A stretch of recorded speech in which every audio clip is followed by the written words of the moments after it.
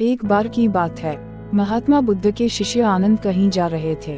रास्ते में उन्होंने देखा कि एक अधेड़ व्यक्ति एक चट्टान पर बैठा रो रहा है। वे उसके पास गए और बोले, क्या बात है वत्स, तुम कौन हो और क्यों रो रहे हो?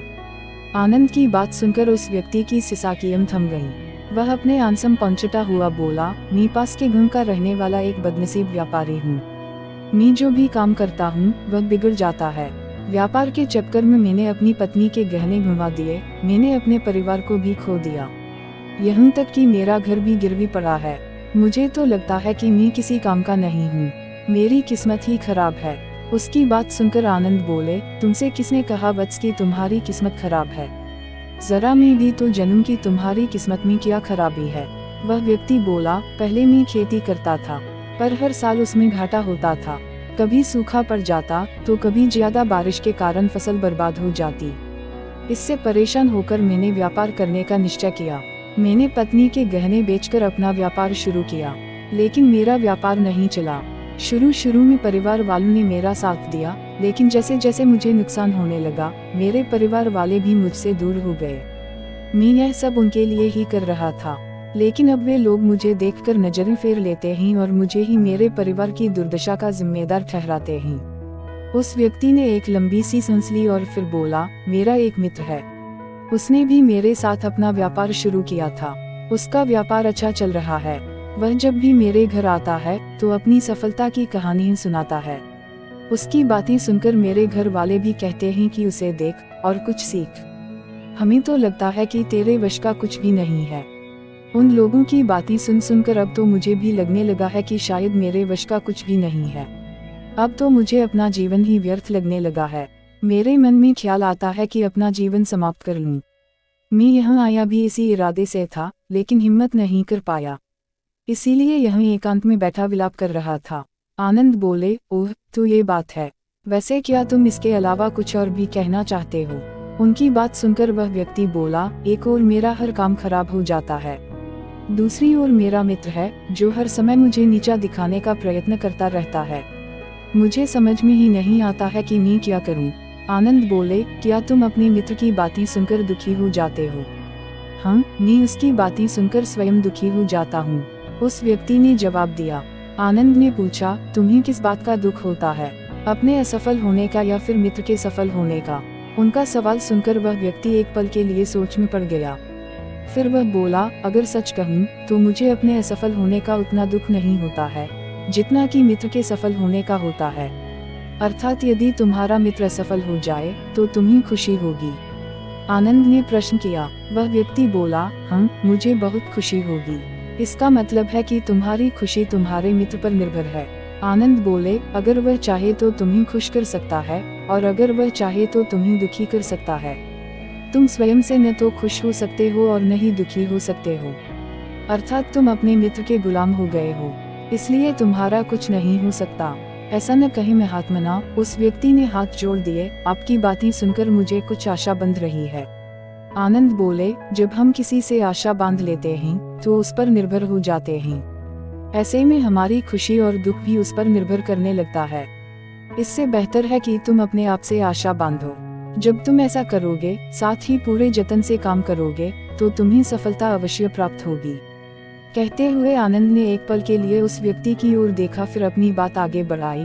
तुम्हें लगता है कि तुम्हारा मित्र तुम्हें दुखी करने आता है, पर अगर विचार करो तो वह बातें तो सच्ची ही कहता है। वह अपने संघर्ष और अनुभव की बातें बताता है। तुम उन बातों से बहुत कुछ सीख सकते हो। तुम्हें इसके लिए उसका धन्यवाद करना चाहिए कि तुम्हें घर बैठे कुछ अनुभव मिल रहे हैं। तुम उन अनुभवों का लाभ उठाओ, नई शुरुआत करो, कर्म करते जाओ, हार मत मानो, एक दिन तुम्हें सफलता अवश्य मिलेगी। आज तुम जिसे अपना बुरा वक्त या बुरी किस्मत कह रहे हो, एक दिन यह बदल जाएगी। इसी के साथ तुम्हारे विचार भी बदल जाएंगे। और देखना, जब तुम्हारा अच्छा वक्त शुरू होगा तब तुम्हारा मित्र भी तुम्हें अपनी सफलताओं की कहानी नहीं सुनेगा, तब वह अपनी असफलताओं की बातें बताएगा, ताकि तुम उसकी बातें सुनकर भ्रमित हो जाओ, तुम्हारा आत्मविश्वास हिल जाए और तुम गलत निर्णय ले सको। लेकिन उस समय भी तुम्हें अपनी बुद्धि का प्रयोग करना होगा।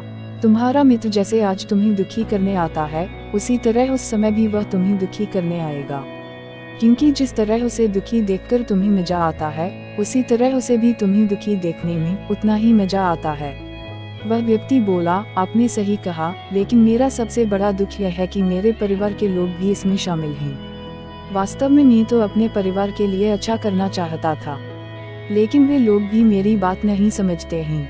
वे भी मुझे गलत कहते हैं और अब तो वे मेरे साथ भी नहीं हैं। आनंद बोले, मैं सब समझ गया, तुम सांत्वना चाहते हो। वास्तव में इस दुनिया में सभी लोग सांत्वना ही चाहते हैं। हम चाहते हैं कि हम जब भी कुछ करें तो लोग हमारी प्रशंसा करें, लेकिन आमतौर से ऐसा नहीं होता है, इसलिए हम दुखी हो जाते हैं। हमें लगता है कि हमारे मित्र, परिवार वाले सब मतलबी हैं। लेकिन तुम अगर किसी को अपना परिवार मानते हो और उसके लिए कुछ करना भी चाहते हो, तो तुम्हें ऐसा क्यों लगता है कि तुम दूसरों के लिए कुछ कर रहे हो? वास्तव में तुम अपनी खुशी के लिए कर रहे हो। इसलिए परिवार के लिए कुछ करना वास्तव में अपने लिए ही करना होता है। लेकिन अगर ऐसा करते समय तुम्हें लगता है कि तुम दूसरों के लिए कर रहे हो, तो तुम दुखी रहोगे। और अगर तुम्हें लगता है कि तुम अपने लिए कर रहे हो, तो तुम खुश रहोगे। क्योंकि जब तुम अपने लिए कुछ अच्छा करते हो या करना चाहते हो, तब तुम्हें सांत्वना की जरूरत नहीं पड़ती है। आनंद की बातें सुनकर उस व्यक्ति के चेहरे के भाव बदल गए। वह बोला, आप सही कह रहे हैं, मैं समझ गया हूँ। अब तक मेरी किस्मत खराब इसलिए थी क्योंकि वह दूसरों के हाथ में थी। अब मैं अपनी किस्मत को अपने हाथ में रखूंगा। मैं फिर से प्रयत्न करूंगा, पूरे मन से काम करूंगा और जब तक सफलता नहीं मिल जाती, चैन से नहीं बैठूंगा। उस व्यक्ति की बात सुनकर आनंद मुस्कुरे और उसे एक छोटी सी डिबिया देते हुए बोले, इस डिबिया को हमेशा अपने पास रखना। इसमें एक ऐसा राज है जो तुम्हें बड़े से बड़े दुख से भी बाहर निकाल लेगा। लेकिन इसे तभी खोलना जब तुम्हारे जीवन में कोई रास्ता न सुझाई दे और तुम्हें लगे कि सब व्यर्थ है। यह दुनिया व्यर्थ है और यहाँ रहना भी व्यर्थ है। उस व्यक्ति ने आनंद को धन्यवाद दिया और डिबिया को लेकर चला गया।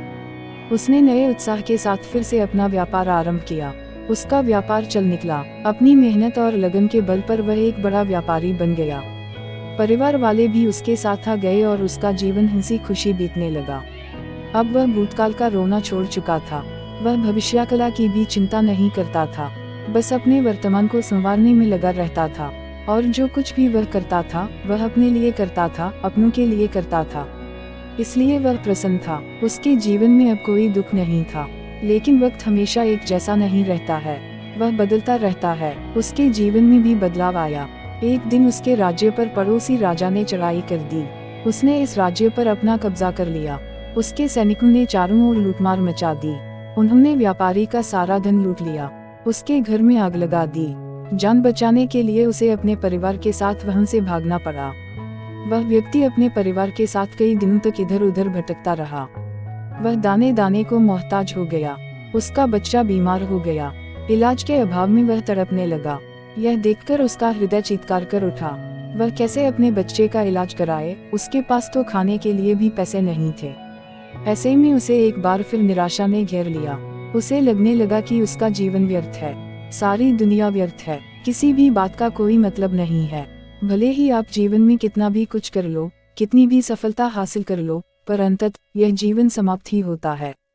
तो फिर ऐसे में जीवित रहने का क्या फायदा? इससे तो अच्छा है कि वह अपना जीवन समाप्त कर ले। लेकिन तभी उसके दिमाग में आनंद की दी हुई डिबिया कौंध उठी। उसने उत्सुकता के साथ उसे खोला। डिबिया के भीतर एक पर्ची रखी हुई थी। पर्ची पर कुछ लिखा हुआ था। उसे पढ़कर उसकी आंखों के आगे छाया निराशा का अंधेरा छुप गया और वह मुस्कुरा पड़ा। पर्ची पर लिखा हुआ था, यह समय भी बीत जाएगा। उसने डिबिया को अपनी मुट्ठी में भींच लिया और एक नई शुरुआत के लिए उठ खड़ा हुआ। दोस्तों, अगर आप भी ऐसी ही परिस्थिति से गुजर रहे हैं, तो निराश न हों। अपने अतीत पर शोक मत करें, न ही भविष्य की चिंता करें। अपने वर्तमान को जिएं और उसे बेहतर बनाने के लिए सच्चे मन से प्रयत्न करें। यकीन जानें, जल्दी ही आपकी किस्मत भी बदलने वाली है।